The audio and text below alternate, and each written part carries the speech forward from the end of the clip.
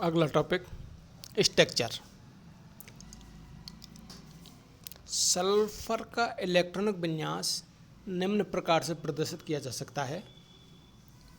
यह होता है यूँ कहूँ S बराबर 1s2 2s2 2p2 यूँ कहूँ 2px2 2py2 2pz2 3s2 और 3px2 3py1 3pz1 संकरण है sp3 संकरण। 4 संकृत sp3 कक्षा होते हैं। थायोल में सल्फर परमाणु sp3 संकृत अवस्था में होता है। सल्फर के 4 संकृत कक्षकों में से 2 संकृत कक्षकों में एकाकी इलेक्ट्रॉन युग्म 2 इलेक्ट्रॉन प्रत्येक में उपस्थित होता है। 2 संकृत कक्षकों में एकाकी इलेक्ट्रॉन युग्म उपस्थित होता है, अर्थात 2 इलेक्ट्रॉन प्रत्येक में होते हैं। जबकि शेष 2 संकृत कक्षकों में अयुग्मित मतलब अर्धपूरित इलेक्ट्रॉन उपस्थित होते हैं। थायोल अणु में एक अर्धपूरित sp3 संकृत कक्षक हाइड्रोजन के s कक्षक के साथ अतिव्यापन कर sp3s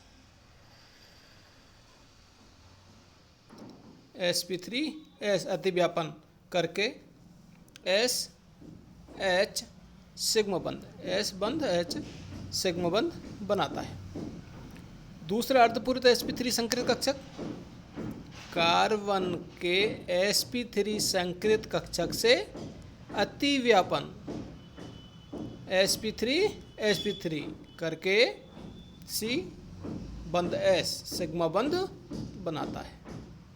थायोल की आणविक कक्षक संरचना को निम्न प्रकार प्रदर्शित किया जा सकता है, जो कि आपको डायग्राम में स्पष्ट नज़र आ रही है। हार्ड कॉपी में देख सकते हैं। अगला देखें अब बॉन्ड एंगल।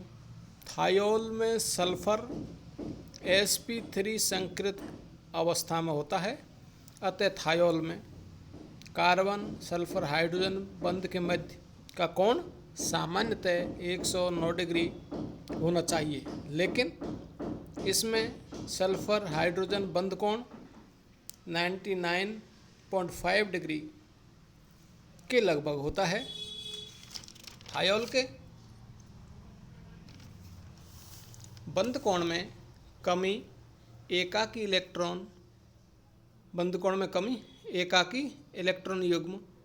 इलेक्ट्रॉन युग्म के आपस में अधिक प्रतिकर्षण होने के कारण होता है, क्योंकि बंध युग्मों के मध्य प्रतिकर्षण बल अपेक्षाकृत कम होता है। इसलिए सामान्य बंध कोण की अपेक्षा thiol carbon sulphur hydrogen carbon bond sulphur and sulphur bond hydrogen के मध्य कोण कम होता है।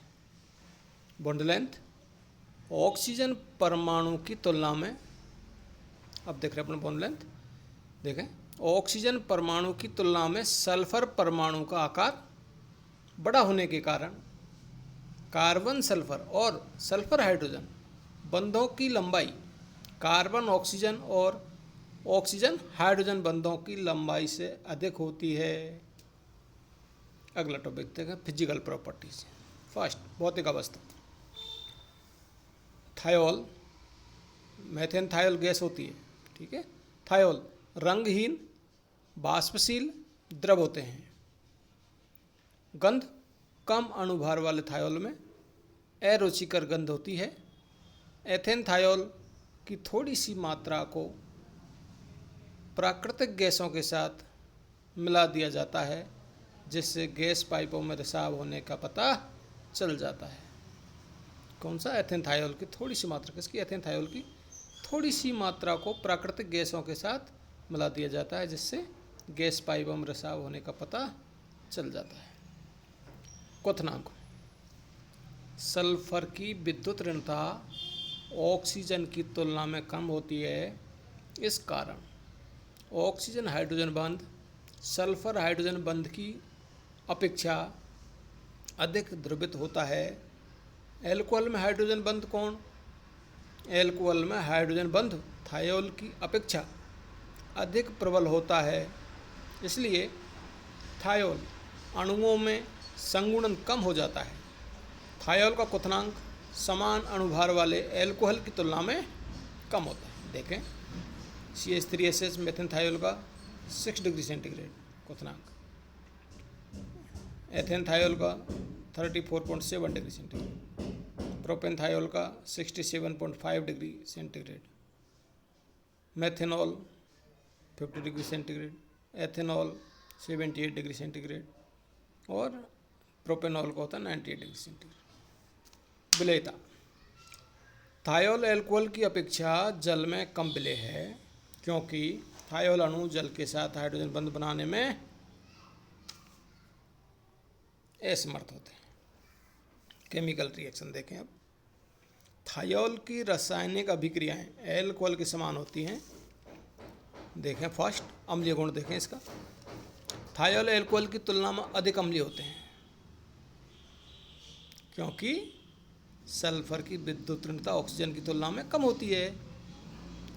निम्न 2 कारणों से थायोल में अम्लीय गुण की व्याख्या की जा सकती है। ठीक है, फर्स्ट सल्फर का बड़ा आकार व अधिक ध्रुवणता।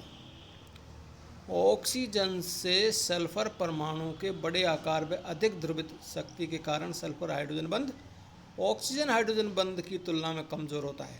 इसलिए ऑक्सीजन की अपेक्षा सल्फर से हाइड्रोजन परमाणु कम दृढ़ता से बंधित होता है और यह प्रोटॉन के रूप में आसानी से निकल जाता है। अतः जलीय विलयन में थायोल संगत थायोलेट आयन में शीघ्रता से परिवर्तित हो जाता है, जो कि आपको रिएक्शन में दर्शा रखी है। सेकंड देखें अब। थायोलेट आयन का एल्कोक्साइड आयन से अधिक स्थायित्व। 2 कारण है। फर्स्ट सल्फर का बड़ा आकार व अधिक द्रवणता, जो आपने समझा। अब अगला थायोलेट आयन का एल्कोक्साइड आयन से अधिक स्थायित्व। देखें थायोलेट आयन अथवा मर्केप्टाइड आयन के ऋण आवेश सल्फर परमाणु पर होता है। सल्फर परमाणु अपने बड़े आकार के कारण यह ऋण आवेश को आसानी से धारण कर लेता है, जबकि एल्कोक्साइड आयन में ऑक्सीजन परमाणु अपने छोटे आकार के कारण ऋणावेश को इतनी आसानी से धारण नहीं कर पाता है।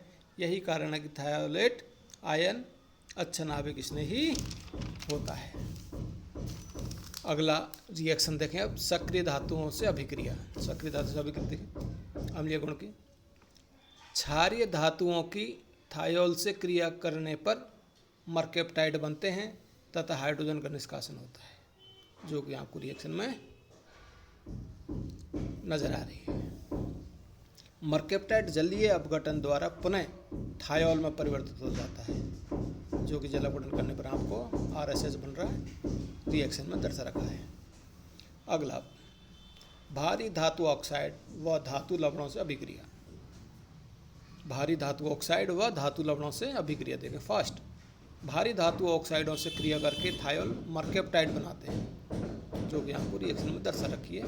RSH प्लस HGO से रिएक्शन कराई तो RSHGSR प्लस H निकलता है। भारी धातु लवणों से क्रिया कराने पर भारी धातु मर्केप्टाइड बनते हैं। देखें लेड एस्टेट से रिएक्शन कराइए अपन, तो आपका भारी धातु मर्केप्टाइड बना, रिएक्शन में 100 है।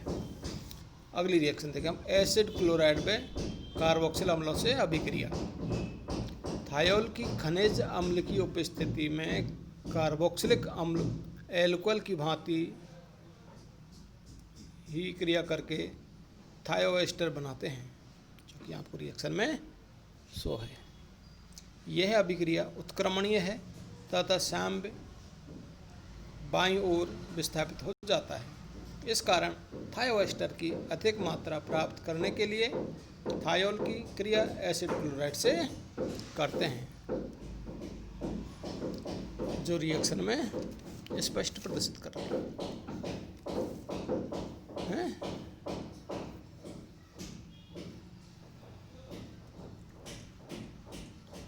क्या बन रहे हैं? थायोनेल, टेट्रानेल, इनका भी उपयोग निंद्रकारी में किया जाता है। एल्डिहाइड में कीटोन के साथ क्रिया। थायोल कीटोन व एल्डिहाइड के साथ अम्ल की उपस्थिति में संघनन अभिक्रिया देता है, जिसके फलस्वरूप क्रमशः थायोकीटेल, मर्केप्टॉल कहते हैं इसे, व थायोएसिटेल मतलब मर्केप्टेल प्राप्त होते हैं, जो कि रिएक्शन में प्रदर्शित है। थायोएसिटेल व थायोकीटेल का विसल्फीनीकरण किया जा सकता है, जिसके फलस्वरूप कार्बन सल्फर बंध, कार्बन हाइड्रोजन बंध का विस्थापित हो जाता है, जो कि रिएक्शन में प्रदर्शित है। आज के लिए इतना ही। Thank you.